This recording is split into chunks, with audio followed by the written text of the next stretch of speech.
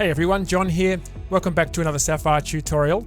Sapphire Dust was introduced in Sapphire 2024, and my goal in this tutorial is to give you a clear understanding of what Sapphire Dust is, what it isn't, and how you can really effectively integrate it into almost any shot. Let's go. Now, as I mentioned in the Introducing Sapphire Dust video, S-Dust can be used for more than just creating dust. You can create embers and snow and fast bokeh. But in this tutorial, we're going to focus specifically on creating some realistic looking dust. Now, Sapphire Dust is not a particle system. It doesn't have a 3D camera, and it's not designed to precisely match a shot in 3D space. What it is, though, is a fast rendering box of points with enough flexibility to add realistic dust to almost any shot. And adjustments rely on you eyeballing rather than tracking or using precise parameters to match a shot. But because dust is, dust, it's pretty ethereal, and most of the time you just generally need to match the look of a shot in order to sell it. Now, most of the options in Sapphire Dust are self-explanatory, but we will cover pretty much every option. I might just skim over a couple of things. The main thing I want to focus on here is the areas that I was a little confused by when I first started using it as a long-term particle user. I kept trying to relate what I was seeing to particles, but it's not quite the same. So I want to demystify a few of those areas, and it's going to make Sapphire Dust easier for you to use as well. So I've got a solid here in After Effects. I'm just going to add S-Dust to it, and let's just walk through this. So starting at the top, number of points.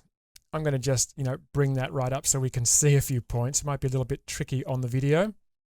And size, self-explanatory. And keep in mind that S-Dust only has one sprite, and that's a circle. Brightness, very self-explanatory. We'll look at that a little bit more later. We'll come back to brightness when we've changed some of the other settings. Now, color. This default gray is fine for dust, but if you wanted to create something like embers, if you came into the color box here and just chose like an orange, and then just slightly increase vary hue to vary the hue around that orange, then you can introduce a few sort of more yellow ones and a few more red ones. So changing the color, then using vary hue is a good way to sort of dial that in. And then you can use vary saturation just to push that a little further. See, the yellow ones are going more white and the red ones are going more red. So I'm going to just bring that back to defaults. And there's also vary brightness, which is self-explanatory. Now, softness is set to 0.1, so they are slightly soft. You can bring that back to 0 if you want it really sharp. I'm going to leave that at its default. Next is near plane. So these options down here, these few down here, these are really where I want to focus just in this section here. Now, as I mentioned, Sapphire Dust is a box of points. And near plane, if you imagine this as a 3D cube, near plane is the front of the box, so the part of the box that's closest to us. And if I increase the value, then that moves the box away from us. So the near plane is moving further away in Z space. And if I decrease it, bring it right down to 0, then you can imagine if we had a camera, then the box is right up close to the camera. But you may not have noticed a huge change when I did that. Near plane works very closely with near plane fade. And if I bring near plane fade down to 0, so now we can see those points right up close to the camera. Now, if I come down and I just decrease the drift Z value, you can see as I just drag the time indicator here, it's a little bit jumpy at the moment. Let me just do a quick preview. The particles are basically being pushed out towards us. And it looks a bit weird there, but it kind of looks like it would if you had a particle system and you had a camera and the particles are moving past the camera. But watch what happens if I just now increase the near plane value. So I'm going to push the box away from us. Watch what happens. See how the points are now popping off? Because these aren't particles, they don't die. So when they exit the box, they actually wrap around at the other side of the box. So if they go out the front of the box, they wrap around the back. If they go, say, from left to right and they exit on the right, then they wrap around back on the left-hand side. And, you know, with near plane at 0, you don't notice that, but most of the time you won't have near plane at 0, and you'll get this popping. So that's why we have to increase the near plane fade value. Let me just bring it up a little bit. So as they approach that near plane, they fade out. Much better. All right, next let me explain box depth. And we've got a default of 500. If I make box depth 0, looks a bit crazy there. Let me just adjust that near plane a little more. There we go. With a box depth of 0, we've basically got like a flat postcard. So you can imagine a cube as being squished down to 0. What that does to the look of the points is it makes them all the same size. And that's actually quite good if you want to create like a fast bokeh look. You can definitely do that. As I increase the box depth, it spreads the points apart and we get that look. And obviously they become smaller because they're spaced out further in Z space. Now, this works in conjunction with field of view. So field of view is like the same as it would be for a camera. If I increase the field of view, that increased the perspective and it also increased the parallax. So, points at the front will appear to move faster than points at the back. Let me just bring up the size and just do a quick preview. And you can see how fast that's previewing because it's not particles. So the particles in the front are moving faster than the particles at the back. And, box depth, field of view, you just eyeball this to get as close as possible to the shot that you're working with. Below near plane fade, we have a seed. Always handy to have a seed to allow you to create different variations of your settings. Below that, we have drift. Key things to know here are that drift speed controls the XY motion of the points. And drift is actually the straight line motion. So left and right and left, and forward and back. And drift angle with a setting of 90 will make the points rise up. So kind of like bubbles, I guess.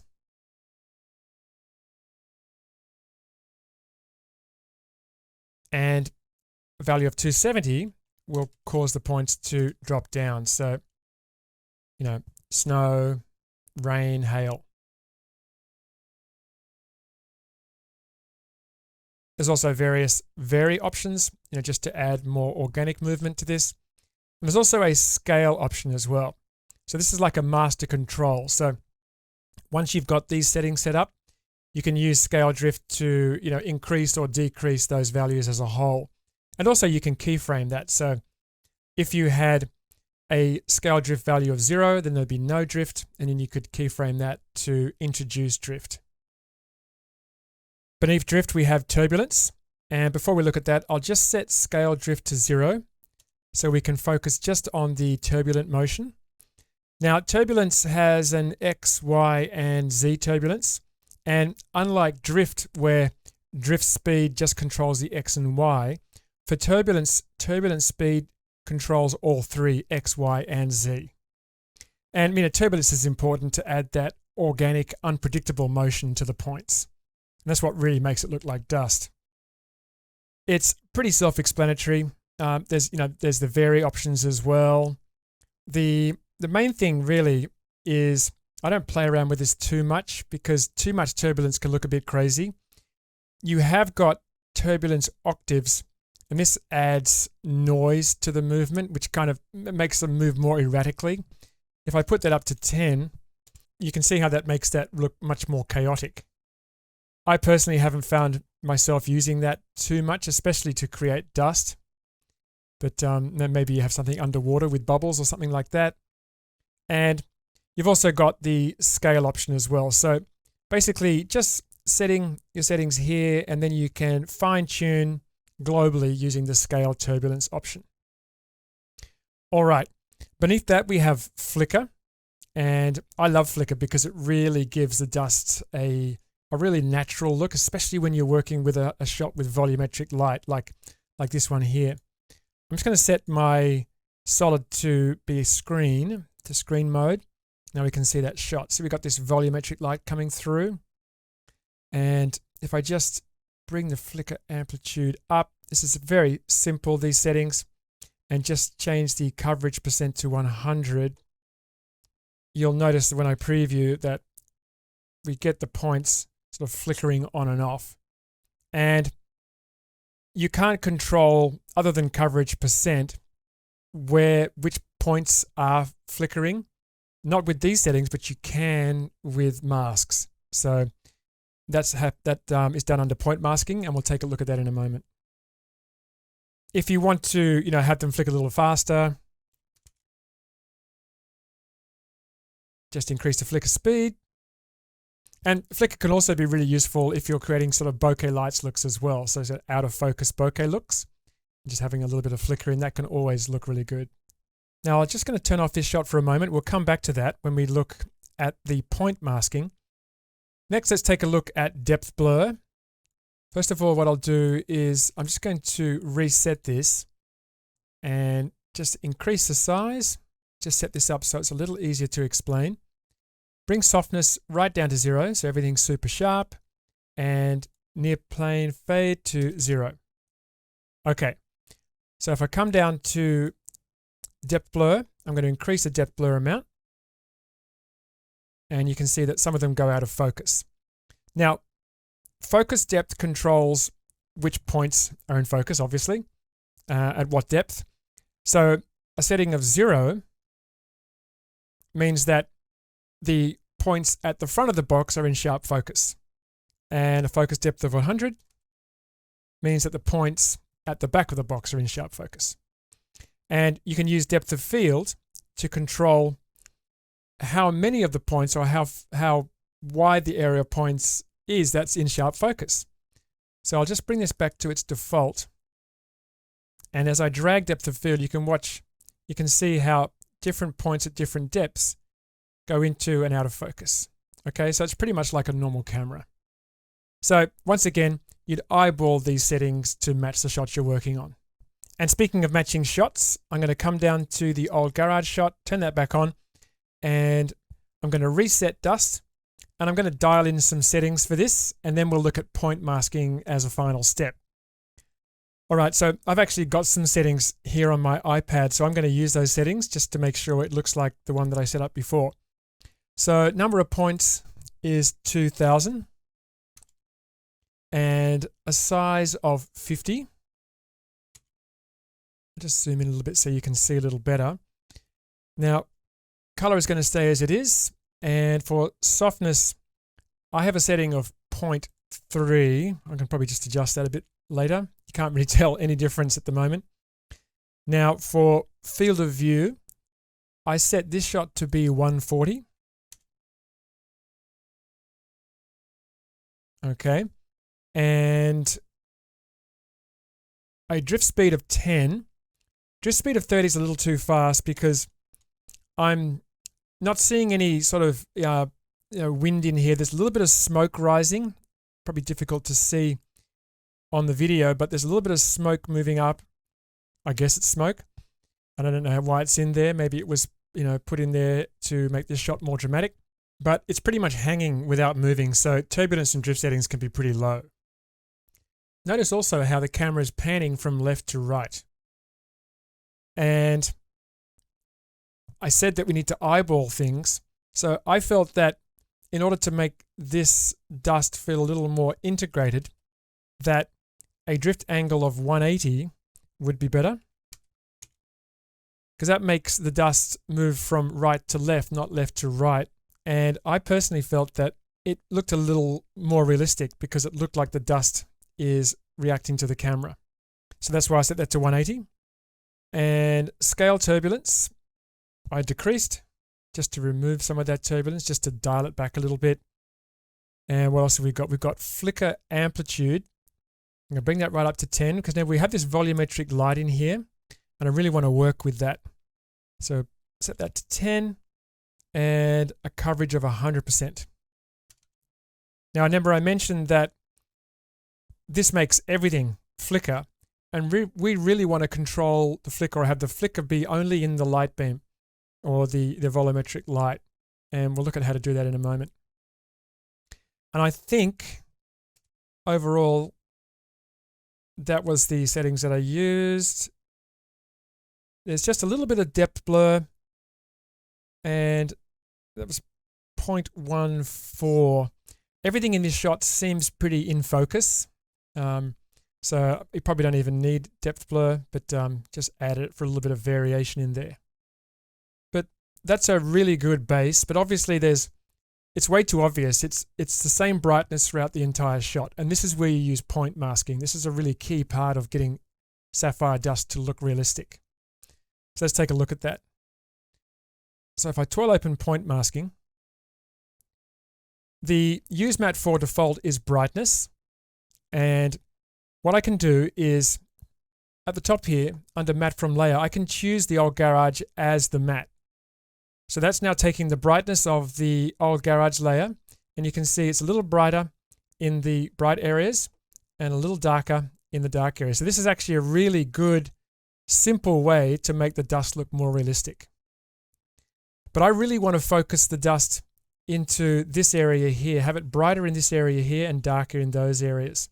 And it's not quite doing it for me because there's not really enough contrast in this shot.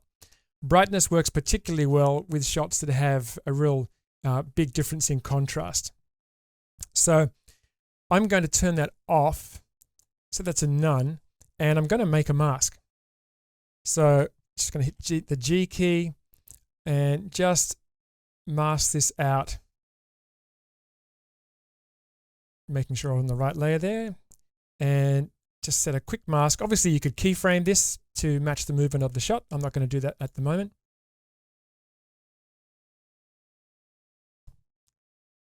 Okay, now I'm going to set that to none. And for matte from path, I'm going to choose that mask. So now that's masked out. And it looks a little weird because we're only seeing dust in the light beam. We're not seeing it anywhere else. Let's come down to these settings again. So use matte 4 set for brightness. We could make this look a little better by increasing blur matte. Watch what happens to the edges of the mask and see how we're starting to blur that matte and we're seeing it outside. So that's one way to work. Definitely a good way to control it. You could also set this to occlusion and you could do the same thing. You could blur the matte. There's a slight difference between brightness and occlusion. Let me show you. If I just bring the size of the points right up, notice how occlusion actually crops the points. Check out what brightness does. Brightness doesn't crop the points, so it's only a subtle difference when the points are really small, but obviously at big sizes you can really see the difference. I'm just going to undo that. And the third option here is flicker, and this is the one I want to use for this shot. So if I choose that, notice how we can now see the points outside the mask. And if we preview, remember I set flicker to 10 here and coverage % of 100. So it might not be easy to see on the video, but the only points that are flickering are the ones within the mask. The ones outside aren't flickering, which is great because I want the points to flicker because I want them to appear as if they're moving through that volumetric light. And it's really effective look, but these ones don't look quite as good. So this is the way you set this up. What I'm going to do is I'm going to bring flicker amplitude up to say 15, and that makes these even brighter. But then I'm going to bring the brightness right down. Okay, so bringing the brightness right down will knock the brightness back of all of the points. So we can still see the ones outside here. Remember, these ones aren't flickering, but these ones are flickering. And this is the way you set this look up. And I think this is the most effective way to get this to work. It's really lovely. As the points move within the mask, then they start to flicker as if they're being affected by that volumetric light. And this is really nice. Okay, so last thing I want to just quickly mention is matte type. So we have Luma here. There's also an alpha option. Now you can use a separate layer as a matte using either Luma or alpha, but there's also a color option, and color allows you to sample the colors of a separate layer as well. And I explain how this works in the Introducing Sapphire Dust video, so definitely check that out. All right, so hopefully that's given you a greater understanding of Sapphire Dust and how you can use it to enhance your shots. To learn more about Sapphire, definitely visit boriseffects.com, where you can download a free demo of Sapphire and give it a go. But for now, this is John. I'll see you in the next tutorial.